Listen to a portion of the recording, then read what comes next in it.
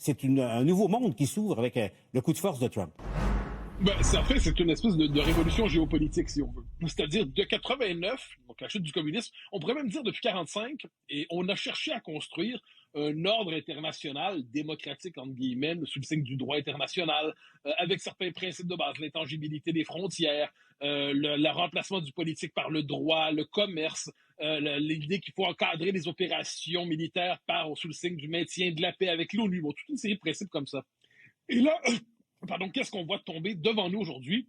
Et ça s'annonçait en fait, c'est le retour tout simplement des empires. Le retour des empires, c'est-à-dire, c'est ce qu'on avait appelé le choc des civilisations, c'est sa traduction politique, dont on voit émerger dans le monde des États civilisationnels. Il y a la Russie, la Chine, il y a la Turquie, il y a l'Iran peut-être demain, on verra, il y a l'Inde, il y a les États-Unis, et autour de ça, il n'y a que l'Europe qui continue de croire à ce qu'on pourrait appeler l'ordre de 1989, donc l'état de droit mondialisé. Et qu'est-ce qu'on voit? Dans ce changement, dans cette révolution, les Américains reviennent à ce qu'on avait appelé la doctrine Monroe, que tout le monde redécouvre en ce moment, cette idée que les États-Unis, c'est l'impérium américain. Donc les Américains sont maîtres sur leur continent et ils ne cherchent plus, et ça c'est la différence des années Clinton et des années Bush, les Américains, lorsqu'ils interviennent dans le monde, ne cherchent plus à maquiller ça sous le signe de la promotion de la démocratie et des droits de l'homme. Ouais. Ils disent clairement, nous défendons nos intérêts de manière décomplexée, nos intérêts financiers, nos intérêts pétroliers, nos intérêts économiques, nos intérêts militaires. Nous défendons nos intérêts et nous ne prétendons pas faire le bien de l'humanité dans son ensemble. Nous prétendons simplement aujourd'hui agir à la manière d'un empire conquérant, comme il y en a d'autres dans le monde. Donc, de ce point de vue, c'est tout l'idéal auquel certains adhéraient, à tout le moins, de l'espèce d'ordre mondial construit sous le signe d'une aspiration relative à la démocratie qui s'effondre devant nous. Plus personne n'y croit. Dès lors, il est mort. Oui, mais tu l'expliques parfaitement, Mathieu, parce qu'on a vraiment l'impression que quelque chose est cassé maintenant, là, qui a éclaté, enfin, les façons de voir. Gaétan, on va prendre les choses une à une. D'abord, revenons à la comparution. C'est quand même pas rien, là. Il a été enlevé dans son palais présidentiel dans la nuit de samedi à dimanche à Caracas. Il a comparu en début d'après-midi, un peu après-midi, là, devant un juge américain. Donc, Maduro, Gaétan, c'est pas une surprise, il a plaidé non coupable. Mais c'est quand même pas banal, là. Il fait face à des accusations aux États-Unis à la suite d'une opération qui, en droit international, est illégale. Exactement. C'est une opération qui est illégale. Puis, depuis le début, on avait l'impression que l'histoire du narcotrafic, le narcoterrorisme, c'était quelque chose qui était essentiellement une excuse. 24 heures plus tard, on en a la certitude. Et sur le plan légal, de venir l'enlever dans son propre pays, puis c'est quand même un président en exercice, et l'amener devant une cour américaine, écoute, ça fait quand même un grand théâtre géopolitique, mais c'est du théâtre pareil, et il n'y aura absolument aucune instance qui va arrêter ça. Et on voit par la réaction des différents pays qu'il n'y a personne qui ose attaquer de front sur le plan ni intellectuel ni légal, internationalement parlant, Donald Trump. Alors, au moment où on se parle, c'est effectivement une forme d'impérialisme. Il n'y a plus rien qui tient, il n'y a pas de règles qui tiennent. Et quand on regarde aujourd'hui les réactions et les commentaires de Trump, on sent aussi là-dedans qu'il y a quelque chose de planifié. Et quand il nous dit que Cuba va tomber, bien, ça veut dire qu'il y en a d'autres aussi qui vont tomber. À risque. À risque. Oui, à risque, mais et on y vient. Parce qu'à un moment donné, ça risque effectivement d'arriver. Effectivement. Et la question se pose, et on va y venir un peu plus tard à l'ajoute, mais Yasmine, bon, il y a le fond, il y a la forme. Parlons du fond, parce qu'on comprend, et c'est important d'avoir constamment ça à l'esprit, Maduro n'est pas exactement un enfant de cœur. Non. Et puis, son régime a été un régime dictatorial. Pas pour rien qu'il y a plus de 7 millions de Vénézuéliens qui ont fui le pays en 10 ans seulement. Il y en a plusieurs ici, d'ailleurs, qui sont venus s'établir ici au Québec. Donc, qu'est-ce que tu penses de l'opération américaine comme telle? En fait, il est évident que personne va regretter Nicolas Maduro, ce sanguinaire dictateur anti-démocrate des plus élémentaires. Et il s'agit évidemment d'un personnage politique qui est des plus détestables. Maintenant que ça s'est dit, de voir que les États-Unis peuvent aller dans un pays, violer sa souveraineté, qu'on soit d'accord ou pas avec ses dirigeants, de capturer finalement le dirigeant et de venir le traduire dans un tribunal américain et de dire de manière très décomplexée que finalement on va excusez-moi l'expression, se plugger sur le pétrole vénézuélien. Je ne sais pas, je peux comprendre la joie des Vénézuéliens de se débarrasser d'un dictateur, mais les lendemains vont être difficiles parce que cette richesse-là, elle ne va pas leur revenir de droit, elle va être siphonnée par l'impérialisme américain qui est aujourd'hui plus décomplexé que jamais. Et j'ai l'impression que ça peut être un précédent très dangereux parce qu'aujourd'hui, il y a Vladimir Poutine qui voit ça et il regarde l'Ukraine d'un autre œil, pourquoi peut-être. Pas moi? Oui, d'un autre œil. La Chine qui regarde Taïwan. Et quels vont être les prochains qui vont dire, si Trump le fait, pourquoi pas nous? Si je peux me permettre, ça a déjà commencé. Vas-y. C'est-à-dire que le pourquoi pas nous a déjà eu lieu. C'est-à-dire que la Russie n'a pas attendu Trump pour envahir, par exemple, l'Ukraine.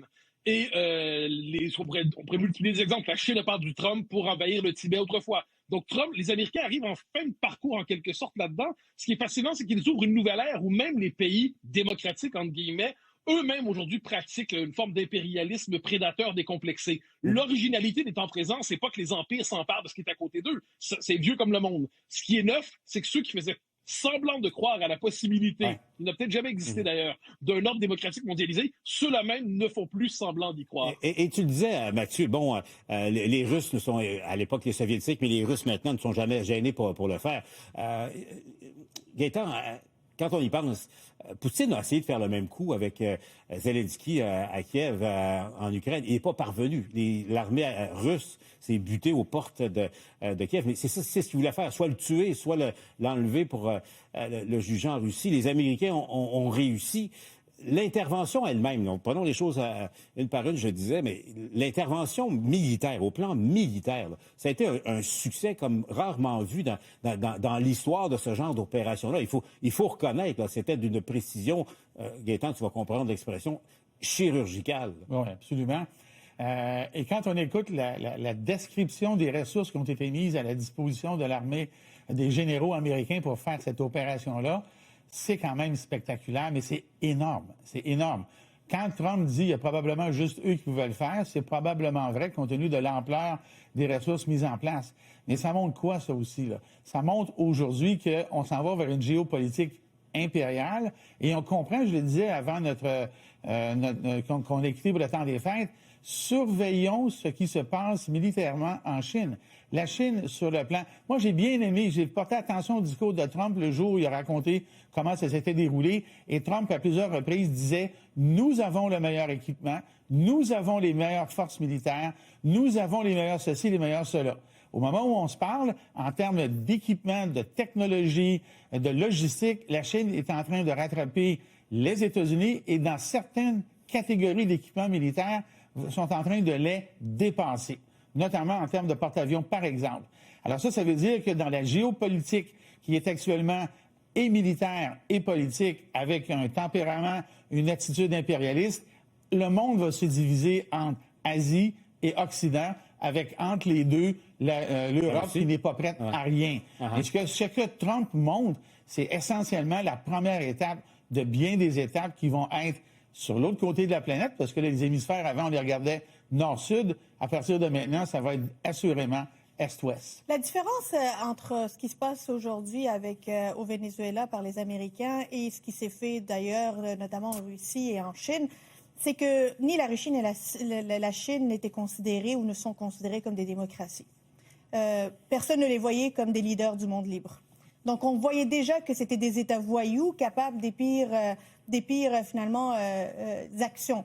Or, aujourd'hui, ce sont les États-Unis qui le disent et qui le font de manière tellement décomplexée, parce que si on se rappelle juste la guerre en Irak, on a essayé de nous faire avaler des couleuvres en nous disant que c'était les armes de destruction massive et que le chef Saddam Hussein était un dictateur qu'il fallait renverser. Personne ne regrette Saddam Hussein, effectivement, mais on regrette la guerre en Irak. Et aujourd'hui, on ne cherche même plus à maquiller ça. C'est qu'on dit, on veut le pétrole vénézuélien. C'est tout. Sur le plan économique, mais Paul, c'est que, contrairement à ce que... Moi, je ne suis pas d'accord avec ce que monsieur a dit tantôt. Moi, je fais partie de ceux qui croyaient que la mondialisation, dans son fondement, la fameuse délocalisation, là, allait permettre à des pays pauvres de sortir de la pauvreté et d'entrer dans une dynamique économique, entre guillemets, normale, l'ire ici occidentale. Les Chinois l'ont fait d'une manière différente. Mais il y a bien des pays dans ce qu'on appelait avant le tiers-monde qui, effectivement, par la mondialisation, sont sortis du monde littéralement médiéval là, à une certaine modernité. Et ça prend certainement plusieurs générations pour arriver à une normalité à la démocratique. Ça vient d'être arrêté par Trump. Et ça, c'est grave. Puis je vais prendre un exemple, là. Le Venezuela, qui a la plus grande réserve de pétrole prouvée au monde, bien, faites le parallèle avec la Norvège, comment ce pays-là, par son pétrole, est devenu un pays socialement développé, riche. Mais c'est tout le contraire qui est arrivé au Venezuela, pour des raisons politiques.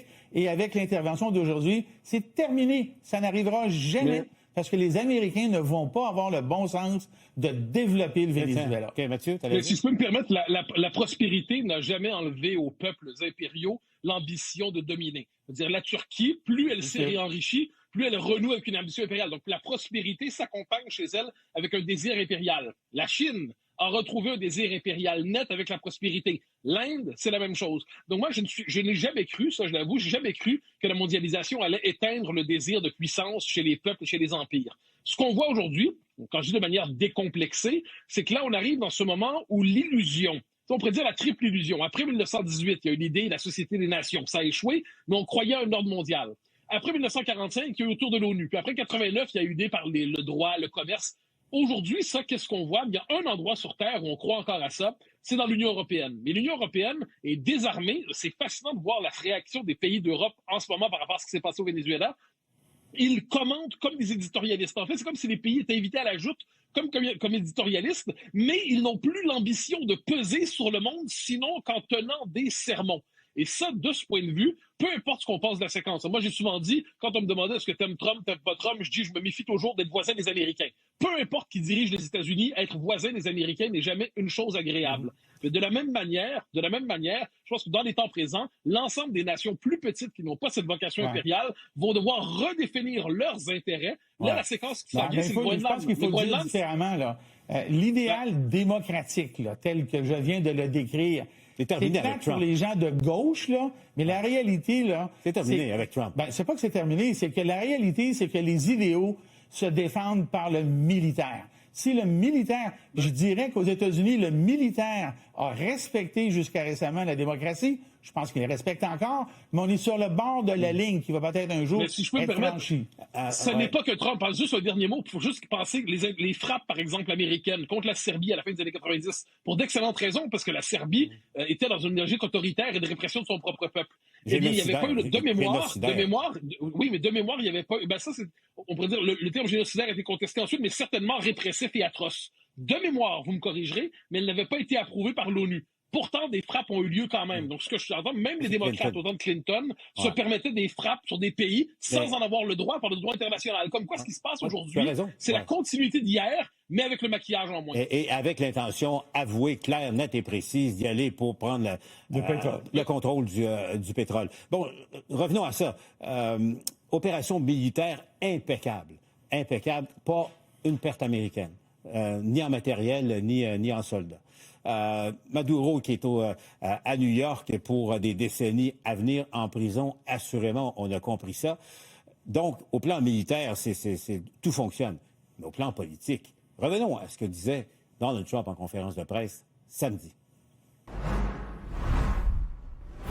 We're going to run the country until such time as we can do a safe, proper, and judicious transition. So we don't want to be involved with having somebody else get in, and we have the same situation that we had for the last long period of years.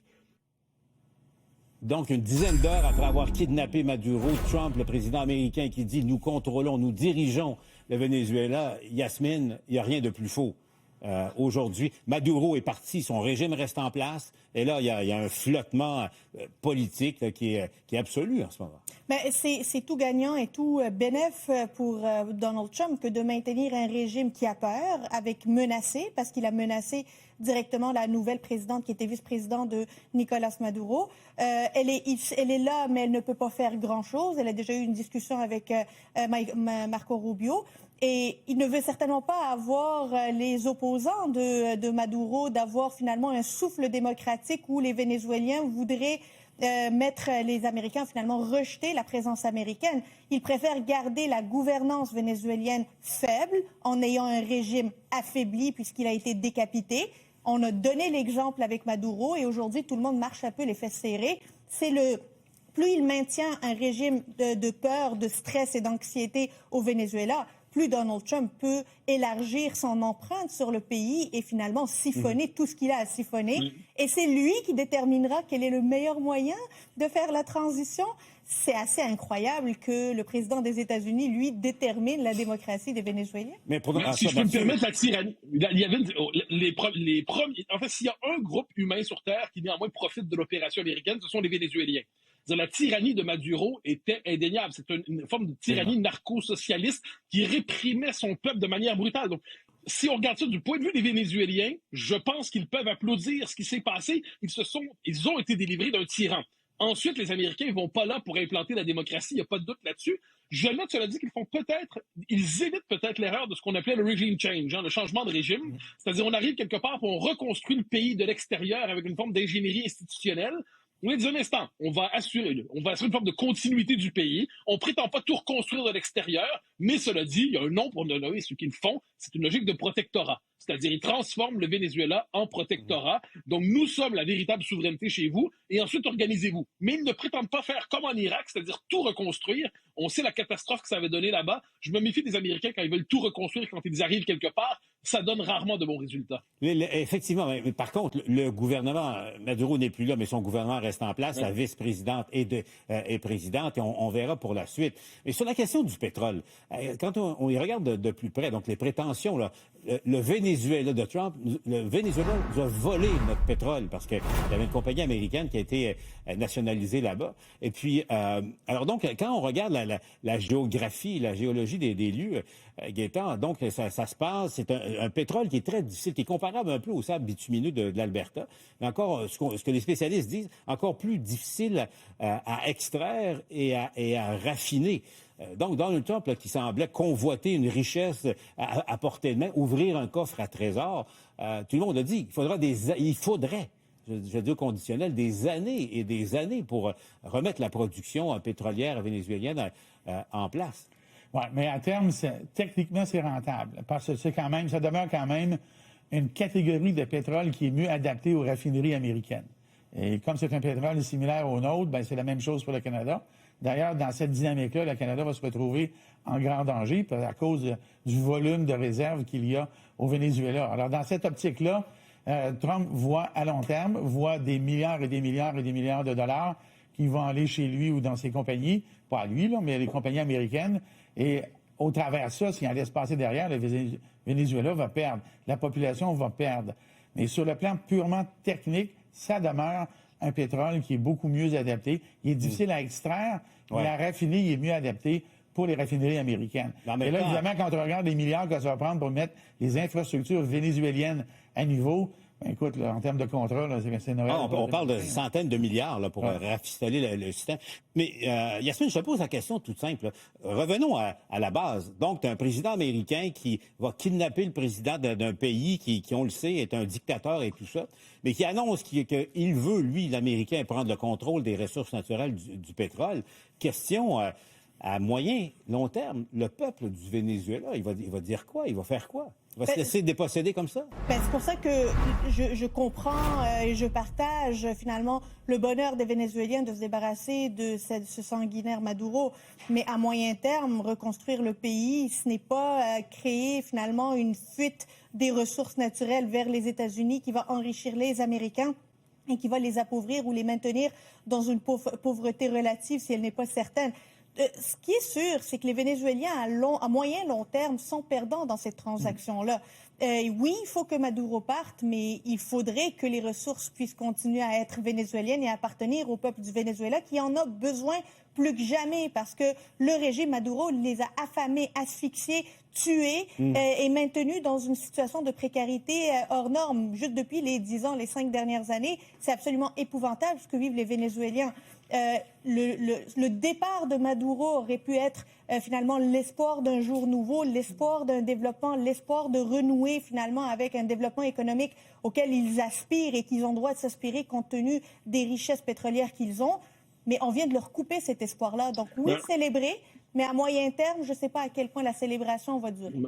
Mais si je peux me permettre, l'espoir, dans les faits, le premier espoir qu'ils avaient, je pense pour l'immense majorité, c'était de se débarrasser du dictateur. Là, parce qu'aux dernières élections, il avait quand même volé les élections de manière absolument grossière. On était devant quelqu'un qui avait... Donc, le premier vol des Vénézuéliens, c'était par leur propre gouvernement qui avait décidé de voler la démocratie. Deuxième élément, les Américains, évidemment, ne prétendent jamais, lorsqu'ils arrivent quelque part, être au service exclusif de la population conquise. À l'échelle de l'histoire, c'est jamais arrivé, puis ça arrivera pas demain. Ensuite, est-ce qu'un pays peut profiter de l'exploitation de ses ressources sur un autre registre que dans les faits, le Venezuela se canalisait vers la Russie, vers la Chine? Là, est-ce que la canalisation dans l'univers occidental des ressources du Venezuela, leur exploitation par l'industrie américaine, une démocratisation relative en se débarrassant d'une dictature marxiste, peut leur permettre à moyen terme d'obtenir une forme de progrès? Ce n'est pas inimaginable.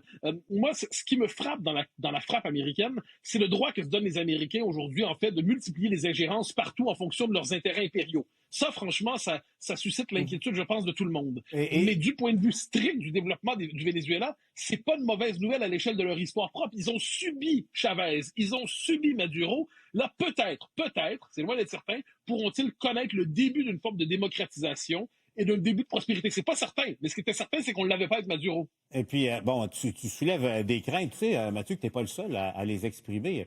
Il y aura au moins une chose en commun dans l'histoire du Québec entre Mathieu Bock-Côté et Jean Charest, c'est celle-là.